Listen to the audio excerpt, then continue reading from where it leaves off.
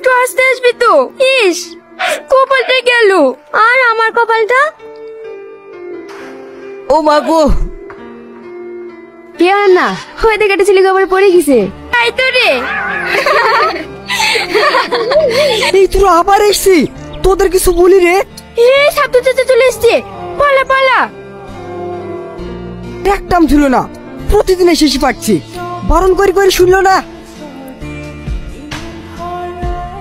ভালো আছেন মামা? কে বাপ তুমি? তোমাকে তো ঠিক চিনলাম না। আমাকে চিনতে পারছেন না মামা? হ্যাঁ, আমি সেলিমের ভাগ্নি শাহিন। তুমি তানিয়া বোনের ছেলে? কত বড় হয়ে গেছো। ভালো আছো তো মামা? হ্যাঁ মামা, ভালো আছি। ভালো আছো বিটি?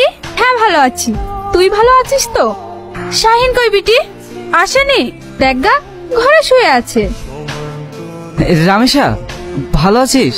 হ্যাঁ ভালো আছি। কখন আসলা? ঘন্টা খানিক হয়ে গেল। তুই কোথায় ছিলি?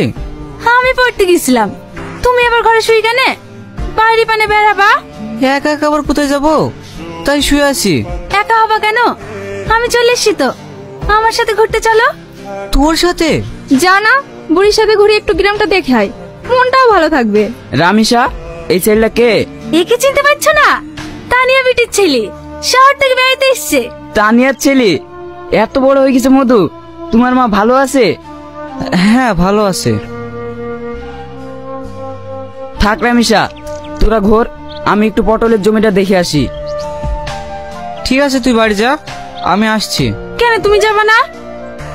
আরে আমি আসছি, তুই যা না। কি ব্যাপার বলো তো ভাই? তুমি অনন্যার খোঁজ করছো, আবার ওদের বাড়ির সামনে এসে আমাকে তাড়িয়েও দিচ্ছ। ব্যাপারটা কি তোমার? আমি তোকে ঠিক বলবো, তুই এখন বাড়ি যা না বোন। ঠিক আছে, তাড়াতাড়ি আসবা। কোথায় গেল? ঘরে টরে আছি নাকি? চুরি টুরি করতে এসছেন নাকি? না না, আমি চোর না। আপনি সেদিন কবরে পড়ে গেছিলেন, ওই ছেলেটা না? চিনতে পেরেছো তাহলে? আপনাকে চিনতে পারবো না, সেই দিন যে হলো। কিন্তু আপনি আমাদের বাড়িতে ঢুকে পাচ্ছিলেন কেন? তোমার জন্যই তো। আমার জন্য মানে? পরে দেখা হলে বলবো। আজব তো। অনন্যা। হ্যাঁ মা, আসছি। সরি সরি, এবার থেকে তুমি করে বলবো। আজ তাহলে আসি, কাল আবার দেখা হবে। অনন্যা, কিছু বলবে? এটা নিয়ে গেলে না? ও দাও। এভাবে না। আরে আরে, এ কি করছো? দাও তো। না না। কি হলো বলো, আমি একটু বেরোবো। সামনে সোমবার রামেশের সাথে তোর বিয়ে।